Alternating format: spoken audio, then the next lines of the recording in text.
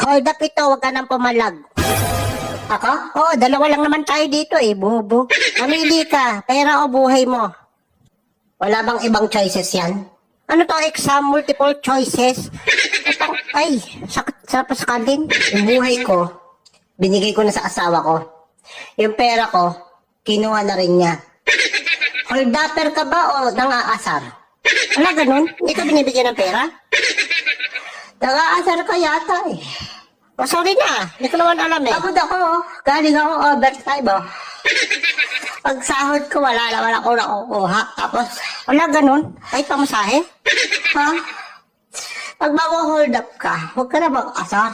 Grabe naman affected mo. Saka ako hold upin mo, yung walang asawa, walang pamilya, ganun. Ano yun? Tatanungin ko muna kung may asawa o wala. Ayan, issue yan. O, ito. May iyak ka na eh. Pag hold up na, walang asaran. Hindi ko naman alam eh. Ang iinis ka eh. Sige, sa susunod na tanungin ko kung sino. Nabubuli ka pa eh. Nag-hold up ka na, nabubuli ka pa. Hindi ko masadya, hindi ko alam. Dalawang kaso yan. Na ganun ba yun? Bullying and hold upping. Uy, totoo yun? Meron yata nun. Sige na, hindi na kita hold upin. Hingan mo pa ako tito. Sige na. Balis ka sa harap ko na. Alibadbaran ako sa mukha mo. Ito na, paalis na. Hindi ko naman alam na under ang hanip ka eh. Ang lakas mo, asaro.